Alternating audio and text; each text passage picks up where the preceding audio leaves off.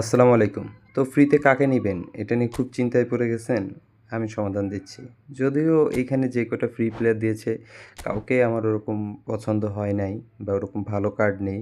তবুও এদের ভিতর যারা ভালো তাদেরকে আমি নিয়ে একটা রিভিউ করব এবং সর্বপ্রথম আমি তাকে নিয়ে রিভিউ করব যাকে আপনি নিবেন না একদম ১ম এই। তো সেই প্লেয়ারটা হলো এডিনসন কাভানি। একে নেয়াই যাবে না। বাদ, টোটাল লিস্ট থেকেই বাদ। তো দ্বিতীয়তে আপনি কাকে নিতে পারেন? দ্বিতীয় পজিশনে সেটা আমি দেখাবো। সেটা হলো এই RWF এ যে প্লেয়ারটা আছে টরেস, এই প্লেয়ারটাকে আমি আমার দ্বিতীয় চয়েসে রাখছি। সে ক্রিয়েটিভ প্লেমেকার এবং তার স্ট্যাটসগুলো খুবই ভালো। আমি খুব চিন্তাভাবনা করেই তাকে দ্বিতীয় পজিশনে রেখেছি এবং তার যে স্ট্যাটসগুলো আছে মোটামুটি অল ওভার সব গুড এবং তার বুস্টার আছে টেকনিক এবং আপনি একটা অ্যাডিশনাল বুস্টার অ্যাড করাইতে পারেন।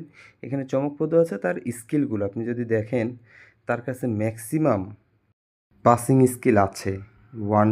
One touch pass, through pass, weighted pass যথেষ্ট এবং তার সাথে আরও আছে pin point crossing, edge crossing এবং আউটসাইড কার্লার।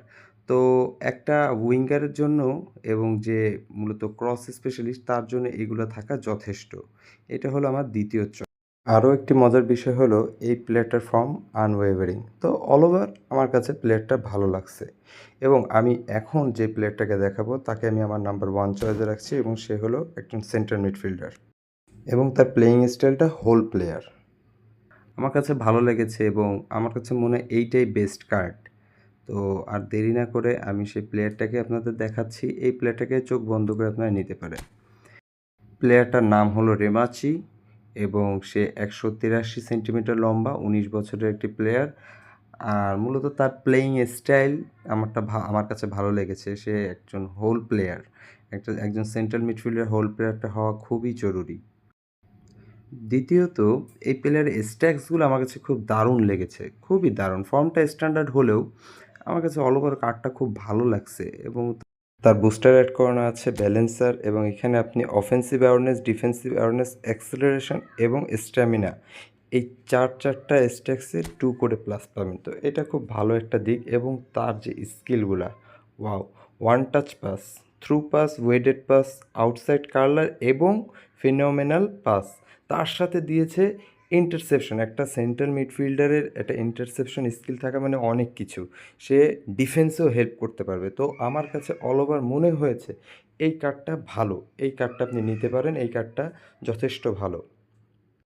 তো আসল বিষয় কোনামি কেন আমাদেরকে এইসব ফ্রি কার্ড দিচ্ছে? মূলত এইসব ফ্রি কার্ড দিচ্ছে তাদেরকে যারা ফ্রি টু প্লে মানে ফ্রি খেলতেছে, কোনো টাকা পয়সা ইনভেস্ট করছে না। তাদেরকে এইসব কার্ডের মাধ্যমে প্রলোভন দেওয়া হচ্ছে যে আসলে তোমরা এইসব স্কিল ইউজ করে দেখো। দেখো এতে আমি ফ্রি দিছি তাই এত ভালো খেলতেছে। তুমি যদি টাকা খরচ করে কয়েন কিনে যদি এরকম প্লেয়ার তুমি বাদাইতে পারো, সেই প্লেয়ার নিয়ে খেলো তাহলে তো সে আরও ভালো খেলবে, আরও চমৎকার খেলবে। এটা ওয়ান কাইন্ড অফ একটা লোভ দিচ্ছে আমাদেরকে। যারা আমরা ফ্রি টু প্লে মানে কোনো টাকা পয়সা ইনভেস্ট করি না, ফ্রিতেই কার্ড পেলে ওই নিয়ে খেলতেছি। তাদেরকে টাকা পয়সা ইনভেস্ট করার জন্য কোনামি থেকে এগুলো গিফট করা। এছাড়া আর কিছু নয়। তারপর আমি বলব যে আমার নাম্বার 1 চয়েসে রাখছি আমি সেন্ট্রাল মিডফিল্ডার। আপনারা চাইলে এই সেন্ট্রাল মিডফিল্ডটা নিতে পারেন। এটা খুবই বেনিফিটেড হবে এবং আপনার টিমেও হেল্প করবে। Thank you.